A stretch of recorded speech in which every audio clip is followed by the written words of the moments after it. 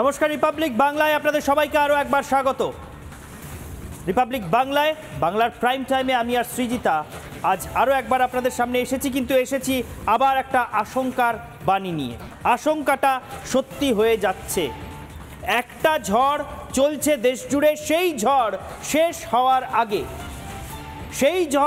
হওয়ার আগে আরেকটা ঝড় হানা দিচ্ছে। গোটা দেশের বুকে হয়তো নয়, কিন্তু পশ্চিমবঙ্গের বুকে বড় সড়ো একটা ঝড় আছড়ে পড়তে চলেছে। কোন ঝড় চলছে দেশ জুড়ে নিশ্চয়ই সকলেই জানেন, সবাই বুঝতে পারছেন। গত প্রায় মাস তিনেক ধরে গোটা দেশে রাজনীতির ঝড় চলছে। গোটা দেশে রাজনীতির ঝড় চলছে, নির্বাচনের ঝড় চলছে। কারণ ভারতের সাধারণ নির্বাচন হলো পৃথিবীর বৃহত্তম গণতান্ত্রিক উৎসব। সেই ঝড়ে গোটা দেশ যখন ব্যতিব্যস্ত, তার মধ্যেই আজকে যখন ষষ্ঠ দফার ভোট গ্রহণ হয়ে গেল, যখন শুধুমাত্র আর সপ্তম দফাটা বাকি আছে, তার মধ্যেই আরেকটা ঝড় হানা দিচ্ছে, যার নাম রেমাল। এই ঝড় তৈরি হয়েছিল বঙ্গোপসাগরের বুকে, প্রথমে নিম্নচাপ হিসেবে, সেখান থেকে গভীর নিম্নচাপ হিসেবে। কিন্তু একটা আশার রেখা দেখা যাচ্ছিল যে এই নিম্নচাপ বা এই গভীর নিম্নচাপ শেষ পর্যন্ত ঘূর্ণিঝড়ের রূপ নাও নিতে পারে। সে শক্তি বাড়াচ্ছিল ঠিকই, কিন্তু শেষ পর্যন্ত অতি গভীর নিম্নচাপ হয়ে সে ভূভাগে ঢুকে যেতে পারে এবং ঘূর্ণিঝড়ে পরিবর্তিত নাও হতে পারে, এমন একটা সম্ভাবনা ছিল। আবহাওয়া দপ্তর আশায় বুক বাঁধছিল যে হয়তো দুর্যোগটা আসবে না, কিন্তু তা হলো না।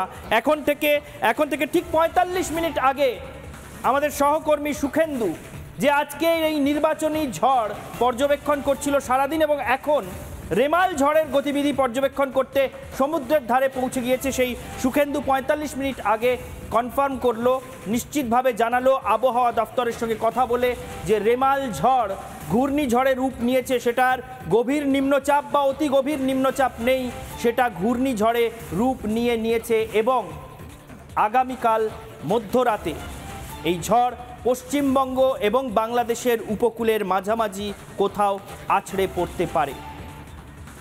শেষ ঘোষণাটি শুনবেন মনোযোগ সহকারে। 11টা থেকে ধরুন 11টা থেকে রাত্রির 1টা ওই রকম সময়তে সাইক্লোনটি আমাদের বাংলাদেশ কোস্ট এবং অ্যাডজয়নিং যে আমাদের পশ্চিমবঙ্গের যে কোস্ট আছে এটিকে ক্রস করার সম্ভাবনা আছে।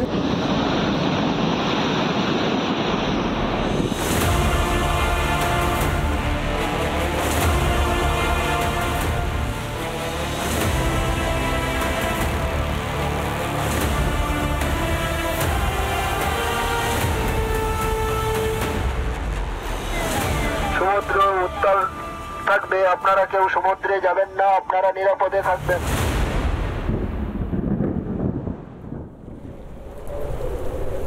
তীব্র গতিতে ধেয়ে আসছে রেমাল। সাম্প্রতিক অতীতে আমফানের কথা হয়তো কেউ ভোলেননি। আমফানের স্মৃতি সততই বড় দুঃখের।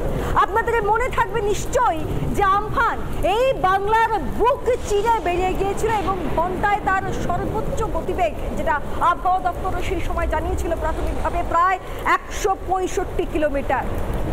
আয়লার একটা লেজের দাপট আমরা পেয়েছিলাম, একটা খালি ঝাপটা। আমফান গোটা রাজ্যটাকে লণ্ডভণ্ড করে দিয়েছে। লোডশেডিং, বাড়ি ভেঙে যায়, গাছ ভেঙে পড়ে, দিনের পর দিন জল আলো কিচ্ছু ছিল না, ভয়ঙ্কর পরিস্থিতির মধ্যে দিয়ে গেছে। এবং যেদিন আমফান হয়েছিল সেই ভয়ঙ্কর স্মৃতি এখনো আমাদের সকলের মনের কোনায় রয়েছে।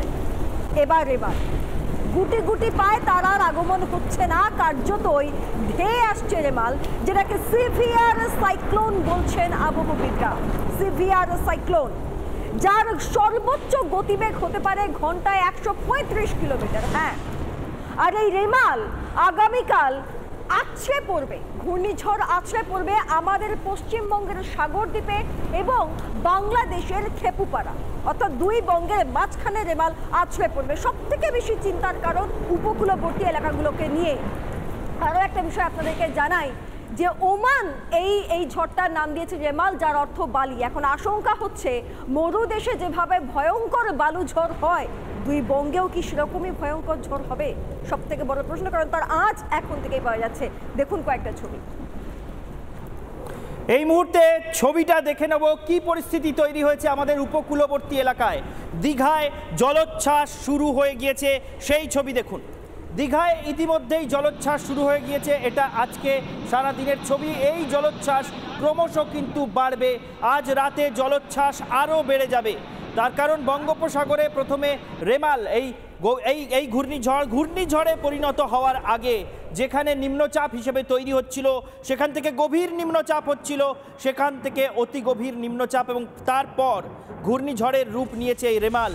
ফলে এই রেমাল যত এগিয়ে আসছে উপকূলের দিকে, উপকূলবর্তী এলাকায় সমুদ্র ততই উত্তাল হচ্ছে এবং দীঘার সমুদ্রে আজকে জলোচ্ছ্বাস কিন্তু বেড়ে গিয়েছে। যে জলোচ্ছ্বাস আজ রাতে আরও বাড়বে, কাল সকালে, কাল দিনভর এবং কাল রাতে পরিস্থিতি কিন্তু চূড়ান্ত পর্যায়ে পৌঁছতে পারে, এমনটা আশঙ্কা করা হচ্ছে।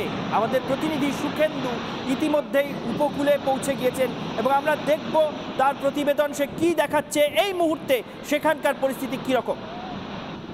মে মাসের ঘূর্ণিঝড় মানেই আমাদেরকে আমপান ইয়াসের স্মৃতি উস্কে দেয়। আরও একটা ঘূর্ণিঝড়ের পূর্বাভাস এবং আশঙ্কা দেখা দিয়েছে ঘূর্ণিঝড় রেমাল।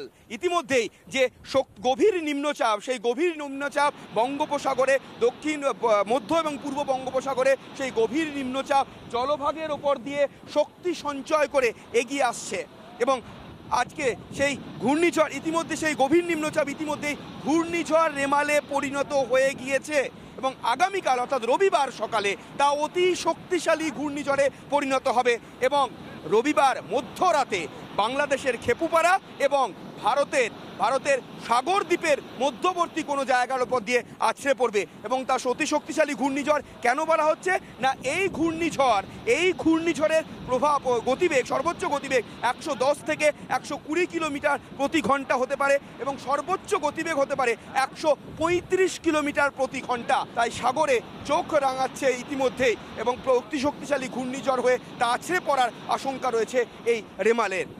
ভিডিও জার্নালিস্ট দেবব্রত বোসের সঙ্গে সুখেন্দু সরকার, রিপাবলিক বাংলা, দীঘা।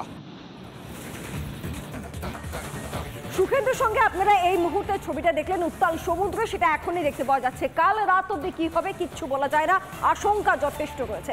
যে রেমাল নিয়ে আমরা কথা বলছি, সেই রেমালের উৎপত্তিটা চলুন আমরা একবার এক নজরে ঝটঝট করে দেখে নিই। শুরুতেই বলছিলাম ওমান এই ঝড়ের নামকরণ করেছে, তবে তার পাশাপাশি আর কি কি জানা যাচ্ছে এই রেমালকে নিয়ে, কিভাবে উৎপত্তি, কোথা থেকে উৎপত্তি, কিভাবে এগিয়ে আসছে, এই সবটা আমরা আপনাদেরকে পরপর চলুন একে একে দেখাই। আমি বিছাইকে বলবো পরপর সেই ছবিটা দেখাতে। হ্যাঁ, চোখ রাঙাচ্ছে রেমাল, নামকরণ করেছে ওমান, শুরুতেই বলছিলাম। তারপর আচ্ছা, রেমাল শব্দের অর্থ বালি। নেক্সট, বঙ্গোপসাগরে এই মুহূর্তে অবস্থান করছে এই রেমাল। তারপর গভীরে নিম্নচাপে পরিণত হয় প্রথমে এবং যা আস্তে আস্তে ইতিমধ্যে ঘূর্ণিঝড়ে পরিণত হয়েছে, তার প্রভাবটা আমরা দেখতে পাবো। রবিবার সকালে শক্তি বৃদ্ধি করবে রেমাল, যত এগিয়ে আসবে তত বেশি শক্তি বৃদ্ধি করবে। রবিবার রাতে আছড়ে পড়বে দুই বঙ্গে, এই বাংলার সাগরদ্বীপে এবং অপর বাংলার খেপুপাড়ায়। সর্বোচ্চ গতিবেগ রেমালের 135 কিলোমিটার প্রতি ঘন্টায় রেমালের সর্বোচ্চ গতিবেগ থাকতে পারে। কোথায় কোথায় আছড়ে পড়বে আরও একবার বলে দিই, পশ্চিমবঙ্গ এবং বাংলাদেশের উপকূলে আছড়ে পড়বে রেমাল, যার দ্বারা ভীষণ রকমভাবে প্রভাবিত হবে বেশ কিছু জেলা। আর সব থেকে বেশি চিন্তা বাড়াচ্ছে উপকূলবর্তী এলাকা, সেখানকার বাসিন্দারা, বিশেষত যারা মৎস্যজীবী, যারা মাছ ধরতে যান, তাদের ক্ষেত্রে যথেষ্ট আশঙ্কার একটা জায়গা থেকে যাচ্ছে। তাই তো ঈশানদেব? একেবারেই তাই সৃজিতা, একেবারেই তাই। কোথায় কোথায় সবচেয়ে বেশি প্রভাব ফেলতে চলেছে এই ঘূর্ণিঝড় একবার দেখে নেব। পশ্চিমবঙ্গের কোন কোন জেলায় সবচেয়ে বেশি প্রভাব ফেলবে এই রেমাল একবার দেখব আমরা। রেমালের প্রভাব উপকূলবর্তী জেলায় পড়বে, যেমনটা সৃজিতা বলছিল। ফলে একদম উপকূলে কোন জেলা রয়েছে দেখে নিন। এখানে দক্ষিণ 24 পরগনা রয়েছে, এখানে পূর্ব মেদিনীপুর রয়েছে। এই দুই জেলায় যে সবচেয়ে বেশি প্রভাব পড়বে সেটা নিয়ে কোনো সন্দেহ নেই। কিন্তু তারপর ল্যান্ডফলের পর, অর্থাৎ রেমালের ল্যান্ডফলটা কোথায় হচ্ছে? বাংলাদেশের খেপুপাড়া আর এখানে দক্ষিণ 24 পরগনার সাগরদ্বীপ, এই দুটোর মধ্যে, বাংলাদেশের খেপুপাড়া আর দক্ষিণ 24 পরগনার সাগরদ্বীপ, এই দুটোর মধ্যে মাঝামাঝি জায়গায় রেমালের ল্যান্ডফল হওয়ার কথা। ফলে ল্যান্ডফলের পরে রেমাল যে পথে পশ্চিমবঙ্গের ভিতরে ঢুকবে, তাতে দক্ষিণ 24 পরগনা, পূর্ব মেদিনীপুর, উত্তর 24 পরগনা, কলকাতা, হাওড়া, হুগলি, এই জেলাগুলোতে সবচেয়ে বেশি প্রভাব পড়বে, তাই এই জেলাগুলোতে লাল সতর্কতা জারি করা হয়েছে। অর্থাৎ গাঙ্গেয় পশ্চিমবঙ্গ বা গাঙ্গেয় দক্ষিণবঙ্গ, রাঢ়বঙ্গের দিকে এই ঝড় সেভাবে প্রভাব ফেলবে না। ঝড়ের প্রভাবে বা সাইক্লোনিক ওয়েদারের প্রভাবে বৃষ্টি হতে পারে, কিন্তু প্রভাব সেভাবে রাঢ়বঙ্গের দিকে পড়বে না, উত্তরবঙ্গের দিকেও নয়। কিন্তু লাল সতর্কতা জারি করা হচ্ছে দক্ষিণবঙ্গের এতগুলো জেলায়: পূর্ব মেদিনীপুর, দক্ষিণ 24 পরগনা, উত্তর 24 পরগনা, কলকাতা, হাওড়া, হুগলি। এই মুহূর্তে ঝড়ের অবস্থান ঠিক কোথায়, রেমাল এই মুহূর্তে কোথায় ঠিক রয়েছে আমরা দেখে নেব। সমাদৃতা রয়েছেন আমাদের সঙ্গে, আমরা দেখব এই মুহূর্তে কোথায় রয়েছে রেমালের অবস্থান। সমাদৃতা, আমরা দেখতে পাচ্ছি উইন্ডিতে ঝড় কোন পথে এগোচ্ছে সেটা দেখা যাচ্ছে। তুমি যদি একটু ব্যাখ্যা করে বলে দাও সবার জন্য এই মুহূর্তে এই ঝড়ের অবস্থান কোথায় এবং সেটা কখন উপকূলে পৌঁছবে বা ল্যান্ডফল হতে পারে। একেবারে ঈশান, আমরা যখন এখন বাংলা প্রাইম টাইমে বাংলা দর্শকদের দেখাচ্ছে তখন ঠিক ঝড়ের অবস্থান এটাই, আমি এই টাইমটাই সেট করে রেখেছিলাম। আমি এবার একটু এগোবো। আমি আজ রাত 9টার থেকে আমি চলে গেলাম রাতটা পার করে কালকে সকাল 10টা। কাল সকাল 10টায় দেখো কলকাতার অনেকটা কাছে চলে এসেছে।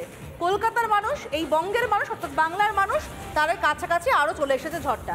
আরও একটু সময়টাকে এগোই, আমি সকাল 10টা থেকে চলে গেলাম সোজা সন্ধ্যে 7টা, রবিবার, আগামীকাল ছুটির দিন, প্রত্যেকে ঘরে বসে থাকবেন যখন।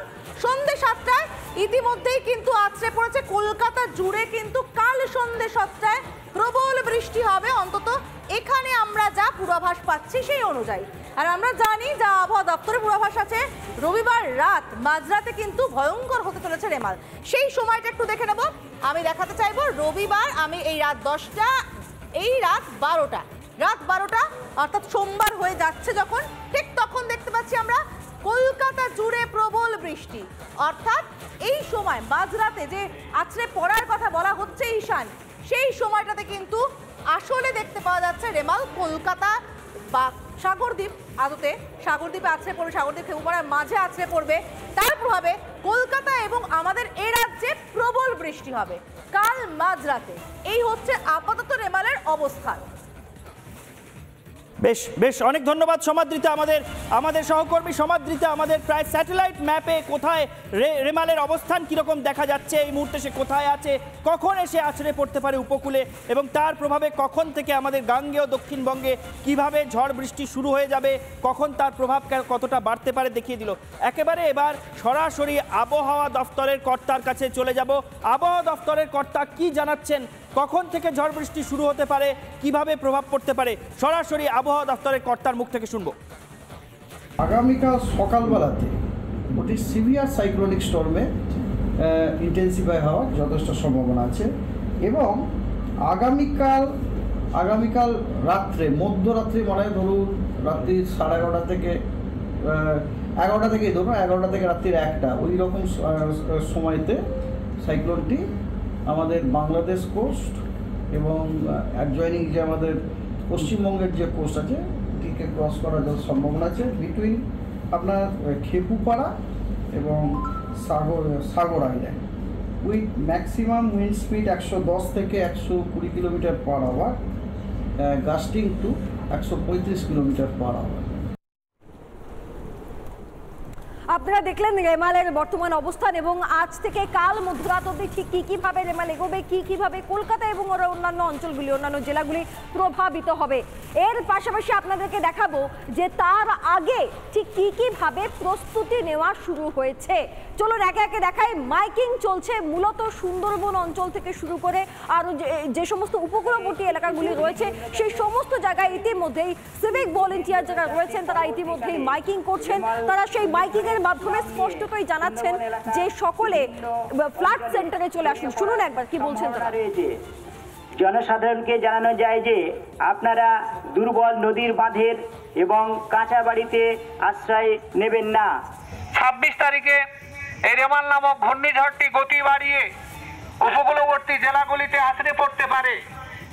সে কারণে এলাকার সমস্ত জনসাধারণ, মৎস্যজীবী ভাই বন্ধু সহ যারা ফেরি, আমরা দেখে নিলাম কিভাবে সতর্ক বার্তা জারি করা হচ্ছে, কিভাবে মাইকিং করা হচ্ছে, কিভাবে উপকূলবর্তী এলাকায় সমুদ্রে এবং কখনো নদীতে কখনো খাড়িতে কখনো সমুদ্রে ভেসে ভেসে মাইকিং করছে পুলিশ, সতর্ক করা হচ্ছে উপকূলবর্তী এলাকার মানুষকে। কেন সতর্ক করা হচ্ছে? তার কারণ গত ৩-৪ বছরের মধ্যে এই রকম ভয়ঙ্কর ঝড়ের অভিজ্ঞতা আমাদের হয়েছিল। আমফানের কথা আপনাদের সবার মনে আছে। 20শে মে 2020 আমফান আছড়ে পড়েছিল। গত ৩-৪ বছরে এত বড় ঝড় পশ্চিমবঙ্গ বা এই গোটা এলাকার, গোটা পূর্ব ভারতের মানুষ কিন্তু দেখেননি। আমফানের সেই ঝড়ের গতিবেগ কত ছিল? 146 কিলোমিটার প্রতি ঘন্টা ধেয়ে এসেছিল আমফান ঝড়। এবং কোথায় কোথায় আমফানের প্রভাব পড়েছিল? এই গাঙ্গেয় দক্ষিণবঙ্গে, এই কলকাতা, হাওড়া, হুগলি, 2 চব্বিশ পরগনা, পূর্ব মেদিনীপুর, এখানেই কিন্তু সবচেয়ে বেশি প্রভাব পড়েছিল আমফানের। যেমনটা এখনো আশঙ্কা করা হচ্ছে যে এই রেমাল যদি আছড়ে পড়ে তার প্রভাবও কিন্তু এই জেলাগুলোতেই সবচেয়ে বেশি পড়বে। শুধু আমফান নয়, আয়লার কথাও অনেকের মনে থাকবে, যদিও আয়লা আরেকটু আগে এসেছিল। 2009 সালের 25শে মে আয়লা আছড়ে পড়েছিল পশ্চিমবঙ্গের বুকে। গোটা দক্ষিণ 24 পরগনার বিস্তীর্ণ এলাকা তছনছ হয়ে গিয়েছিল। তার সঙ্গে পূর্ব মেদিনীপুর, হাওড়া, হুগলি এবং কলকাতা, 2 চব্বিশ পরগনা, এই অঞ্চলে সবচেয়ে বেশি প্রভাব পড়ে। অর্থাৎ আমরা বারবার দেখছি বাংলাদেশ আর পশ্চিমবঙ্গের উপকূলে যত ঝড় আছড়ে পড়ে সেই ঝড়গুলোর সবচেয়ে বেশি প্রভাব কিন্তু পড়ে এই অঞ্চলেই সবচেয়ে বেশি, এই গাঙ্গেয় দক্ষিণবঙ্গে সবচেয়ে বেশি প্রভাব তাদের পড়ে। এবং আয়লা আছড়ে পড়েছিল প্রায় 135 কিলোমিটার বেগে। এবার কিন্তু রেমাল যদি আছড়ে পড়ে, যে অঞ্চলে আছড়ে পড়বে বলে আশঙ্কা করা হচ্ছে, তার গতিবেগও কিন্তু ঘন্টায় 135 কিলোমিটার বেগই হবে। এবং ফলে এটা যে যথেষ্ট আশঙ্কার বিষয় এবং সতর্ক থাকার যে দরকার রয়েছে সেটা স্পষ্ট এখন থেকেই বোঝা যাচ্ছে। সৃজিতা, একেবারে। আর এখান থেকেই তো আশঙ্কা তৈরি হচ্ছে যে যেভাবে আয়লার প্রভাব পড়েছে এখানে, যেভাবে আমফান আমাদের আতঙ্ক এখনো আমাদের মধ্যে রয়েছে, রেমালও কি একইভাবে ভয়াবহ হবে? সুজীব কর, আবহবিদ কি বলছেন শুনুন একবার। সুন্দরবন অঞ্চলের ওপর দিয়ে এই ঝড় ক্রস করে কলকাতার পূর্ব প্রান্ত দিয়ে নদিয়ার দিকে ধীরে ধীরে অগ্রসর হবে। কলকাতা, হাওড়া, হুগলি, উত্তর ও দক্ষিণ 24 পরগনায় বৃষ্টিপাতের প্রাবল্য থাকবে তুলনামূলকভাবে অধিক। ঝড়ের প্রভাব থাকবে 50 থেকে 60 kilometre per hour, with gusting speed 70 থেকে 75 কিলোমিটার পার আওয়ার। জলোচ্ছ্বাসের একটা সম্ভাবনা থাকছে। সেই কারণের জন্য উপকূলবর্তী অঞ্চলটা কিন্তু একেবারেই সেফ জায়গার মধ্যে থাকছে না।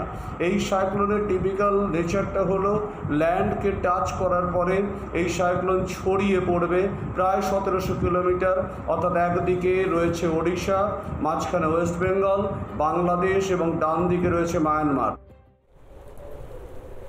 অর্থাৎ এক কথায় বলা যেতেই পারে ঈশানদের যে আতঙ্কের নাম রেমাল, এবং সতর্ক হতে হবে। সর্বোপরি এই রাজ্যের যা পরিস্থিতি আমরা দেখেছিলাম গাছটা ভেঙে যাওয়ার পর, যেভাবে সেটাকে ঠিক করতে সময় লেগেছিল, আশা করি সেই ঘটনার পুনরাবৃত্তি এবার হবে না।